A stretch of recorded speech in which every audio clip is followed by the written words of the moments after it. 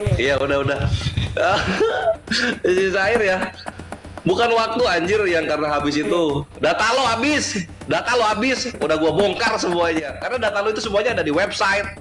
Lu cuma beli bukunya gitu supaya kelihatan otentik. Gitu. Contoh kayak Sahih Muslim itu bertebaran di mana-mana. Sirah Nabawiyah bertebaran itu di mana-mana di digital gitu. Nggak ada data yang baru dari lu gitu loh, bre, gitu kan. Itulah kenapa gue cepet banget untuk nangkep dan nge-counter semua data-data lu karena gue udah tahu, bre, gue udah tahu itu lagi yang dibawa. Cuma bedanya yang asalnya digital, lu beli bukunya 80 ribuan, lu kasih lihat di kamera gitu doang. Gak ada yang spesial dari itu, bre. Ini perkataan lu ya yang lu bilang ke apa bahwa itu adalah bapak nabi dan keturunannya kayak gitu-gitu, bre. Ini perhatikan. Nurut sama anaknya gitu ya, bapaknya ya model gitu, ya anaknya ya lebih parah gitu. Iya. Ya kan? Padahal yang ngomong cewek di kitabnya itu, di Sirah Nabawiyah ngomong cewek, tapi lu bilang bapaknya kelakuannya kayak gitu. Kan yang ngomong cewek, kenapa bapaknya Nabi yang dihujat? Selamat datang di kebenaran, bre. Gue bongkar-bongkar Takiah Korintus lu. Terlalu mudah buat gua. Terlalu mudah.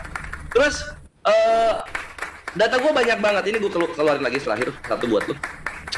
Gue kan cuma ngikutin yang lo mau gitu. Lu bawa Qurratul Uyun, nggak ada Nabi di sana. Lu bawa Syarah Sahih Muslim mengenai menggauli apa binatang terus nggak mandi, itu kan bukan Nabi itu.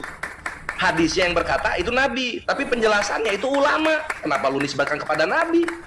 Makanya gue bawa Yesus lu, gue bawa Tuhan lu, kawin sama Maria, David J. Jordan yang ngomong. Gue cuma ngikutin irama lu, bre. Makanya jangan terguncang, jangan sakit hati. Gue ini tuayan dari apa yang kalian tabur. Gue ini cuma tuayan dari apa yang kalian tabur gitu. Tapi lu lihat lagi tadi kan, gue udah kasih datanya. Terbaca gaulilah bla bla bla bla bla bla. Kesimpulan lu apa? Itu yang gue hajar. Coba kalian nggak menyimpulkan. Gue paling jadi buka toko teh herbal gue. Yang ramah asam lambung, nggak akan gue bantai-bantai iman kalian, muka kalian, Tuhan kalian, dan segalanya tentang kalian, nggak akan gue bantai-bantai. Cuma karena kalian yang minta, bre. Gitu, dan kalian sudah dinubuatkan akan menderita sampai akhir zaman. Gue hanya alat di sini untuk memastikan kalian menderita. Jangan melampaui apa yang tertulis, jangan melampaui apa yang sudah dinubuatkan tentang kalian. Nah, gue di sini fungsinya seperti itu, gitu. Oke, kita lanjut lagi ya. Berikutnya data yang mau gue buka, perhatikan soal Paulus ya. Tadi moralitasnya udah kita tahu, dia berdarah Yunani gitu kan. Dia menghajar Taurat karena dia nggak diterima kawin sama pendeta besarnya Yahudi gitu. Itu memalukan lah, bre. Mental victim itu gitu tuh. Kalau misalnya ditolak kemauannya marah-marah dia. Seperti data yang gua kasih dan gak dibahas sama sekali sama si air berdarah. Nah, berikutnya sekarang lu lihat di sini mengenai moralitas Paulus yang bongkar Yahudi langsung. Di sini dikatakan Paulus pernah berkata begini ya. Aku adalah orang Yahudi. Ini KPR 22 nomor 3. Aku adalah orang Yahudi lahir di Tarsur tanah Kilia, tetapi dibesarkan kota ini, dididik dengan teliti di bawah pimpinan Gamaliel dalam hukum nenek moyang kita. Itu katanya. Perhatikan apa yang dikatakan oleh Rabi Gamaliel. Ini di Yahudi Sefaria dalam apa ini? Dalam Avengers Guide to the Talmud. Jadi perkenalan untuk para wanita-wanita Yahudi kepada Talmud. Perhatikan apa yang dikatakan Rabi Gamaliel. Rabi Gamaliel tidak mengapresiasi dikutip oleh Santo Paulus, dan dia melakukan segala hal yang sangat tegas untuk memberi batasan antara dua agama ini, yaitu membasmi kekristenan dari doa Yahudi. Lihatlah Birkat Haminim di Berakot 29 nomor 3. Biar selamat datang di kebenaran, Paulus Takiah Korintus. Ini Gamaliel yang ngomong. Gak suka dia dicatut-catut menjadi gurunya Santo Paulus. Gak suka dia. Langsung dihajar Birkat Haminim. Gara-gara Paulus lah ini dipecah menjadi dua agama. Kalian bisa lihat di sini ya ikhwan ya, sefaria.org. Perkataannya Rabi Gamaliel. Jadi gara-gara Paulus Kristen dan Yahudi pecah. Karena apa?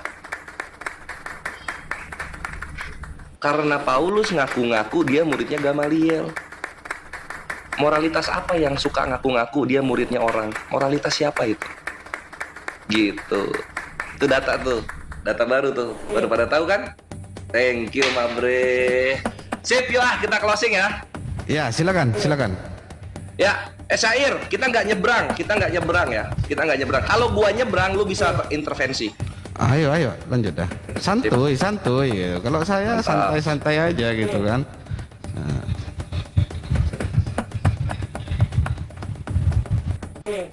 Iya, ikhwani fisabilillah, demikianlah kita sudah sampai kepada penghujung acara di mana kita sudah babar secara detail antara moralitas Nabi kita Muhammad SAW dengan moralitas dari kawan kita maksudnya moralitas Paulus yang diimani oleh kawan kita Syair Berdarah dan kawan-kawan sebelahnya gitu. Dan di sini berdiri kokoh tegak tinggi.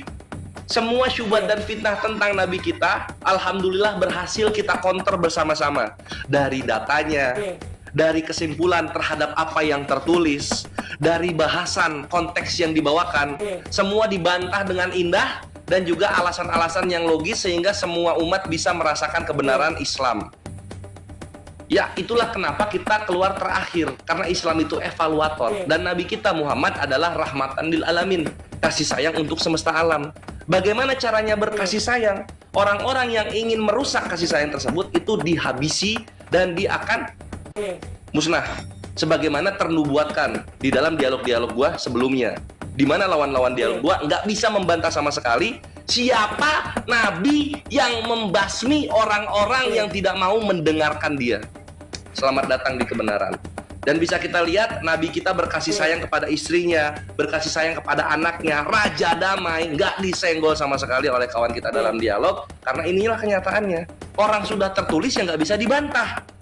Dan begitu juga ketika gue melihat iman dari saudara sebelah, kalau sudah tertulis ya kita nggak bisa bantah. Orang sudah tertulis begitu kok.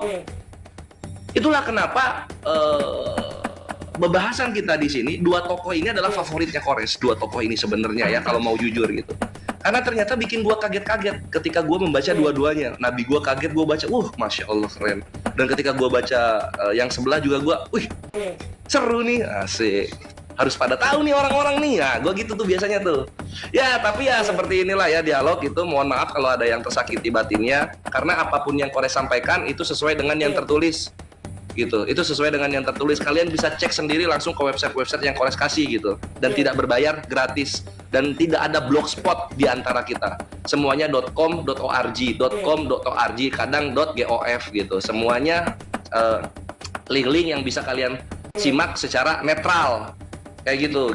Karena apa? Kebenaran itu nggak perlu kita bela. Kebenaran itu dia berdiri sendiri. Tinggal kita mau ngikut atau enggak. Dan untuk yang sakit hati karena kebenaran yang tertulis bukan yang disimpulkan, ya selamat datang di kebenaran, jangan mulai. Makanya gitu doang sih gue bilang, jangan mulai gitu. Karena kalau kalian sudah menyimpulkan, di mata gua itu namanya menabur. Nanti kalau lu sudah menabur, Kores tuayannya. Kalau gua udah ditua ini di digital ini, aduh habis semua perkara.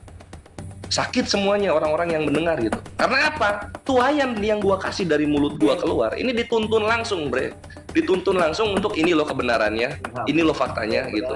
Dan gua nggak perlu mengajarkan kalian untuk tahu yang benar. Kalian cukup merasakan sakitnya hati kalian ketika kalian tahu data kalian itu malah menggenapi hujatan kalian sendiri. Nah, gitu maksudnya. Makanya balik lagi, kalau misalnya dialog sama Kores, jangan berharap gua asumsi, jangan berharap gua nggak ada data. Karena gua bilang semua aibnya para penghujat, imannya, sejarah-sejarah dari agamanya, itu semua udah gua pegang. Tinggal topiknya apa, gua keluarin satu-satu. Itulah kenapa ya ikhwannya gue tuh nggak suka kalau dialog sama yang santun sama yang santai gitu. Karena guanya yang aslinya gue nggak keluar, nggak dapet lampu hijau.